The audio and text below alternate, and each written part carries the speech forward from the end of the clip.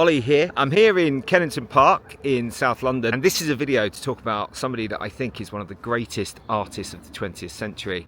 A man that lived his early life in this part of the world, Charlie Chaplin. Now I think when people think of Chaplin, they'll often think of the little man running around parks kicking police up the backside, but there was so much more to him than that. He directed his films, he scored his films, scripted his films, produced them. He was a one-man band. In this video, we're going to talk about his early life in South London, which was Dickensian in the extreme. And when he went to Hollywood and he became the great artist he became, he always harked back to his childhood. I think he's one of the greatest people to come out of London. And it gives me a tremendous thrill to walk in the footsteps of this great pioneer. This is Kennington Park, a beautiful park in South London and an area that was very much known to Chaplin. This is where a 7-year-old Charlie spent a carefree afternoon with his mother Hannah and half-brother Sidney. They'd found a purse with a little bit of money left inside it on a bus.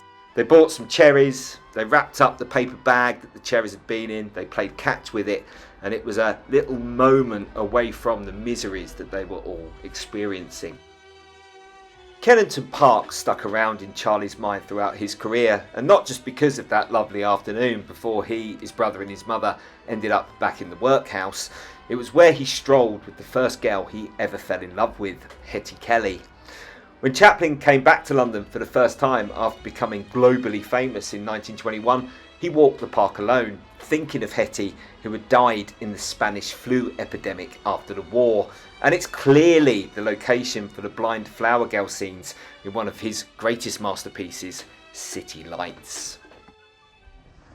This is East Street, Walworth, and it is here that Chaplin said he was born on the 16th of April 1889, the same week as Adolf Hitler was born, and only 6 months after the infamous Jack the Ripper murders, which had taken place only 3 miles away from here. Though it's been suggested recently that Chaplin was born on a gypsy site near Birmingham, it's certainly these streets that he grew up on. It's thought that this set he made of a street for his short Easy Street in 1917 is based on East Street. At the top of the street you'll find a plaque telling us that this is where he was born. Chaplin's mother Hannah was a music hall singer, and a fairly successful one. That is until her voice started to desert her.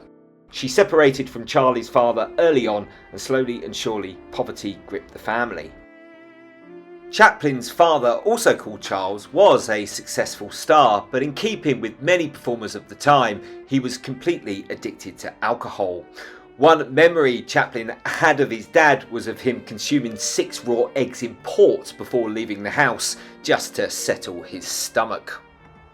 This is the Imperial War Museum, which was, before it became the museum, Bedlam, the hospital for the mentally sick. It was here that Charlie's mother was incarcerated when her mental health finally broke down, leaving the young Charlie abandoned to fend for himself on the streets of Lambeth. The only time Charlie lived with his father was when the authorities forced his dad to do his duty by his son, take him in, because Hannah's health had completely deteriorated. They also insisted he look after Hannah's other son, Sidney, Charlie's half-brother. This is the house on Kennington Road that they lived in, with Chaplin's father's new girlfriend Louis and their young son. Louis resented Charlie and positively hated Sidney, so their time there was miserable and unhappy, and they were witness to bouts of severe drunkenness and also domestic abuse. One thing that drives me completely insane about the plaque on this house is that it wrongly says Chaplin died in 1978, when in fact he died on Christmas Day 1977. This is the Three Stags pub opposite the War Museum. Charlie saw his dad alive for the last time inside this pub. He was walking past at the age of 10 when he had an urge to look through the window. As he did, he saw his dad looking desperately ill. He beckoned to Charlie, asked after his mother and brother, took him in his arms and kissed him. He died a short time after, aged 37, his body totally ruined by alcohol. Fortunately, the plaque on the Chaplin house on Methley Street, Kennington, has the correct dates. This house is where he shared a room with his mother, watching her health deteriorate and their fortunes plummet. Opposite the house is a patch of garden dedicated to this area's most famous son. When Charlie, his brother Sid and his mother had no other option left, they ended up in one of Victorian society's most dreaded institutions, the workhouse. The Lambeth workhouse seen here is where they all three admitted themselves in 1896. It can be found on Renfrew Road and is now the fantastic Cinema Museum.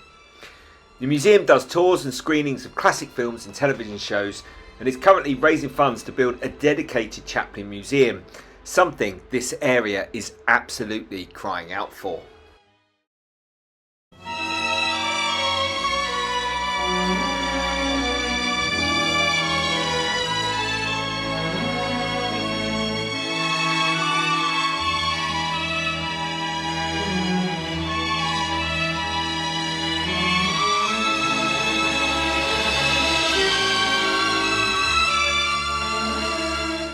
This is the final house that we see today.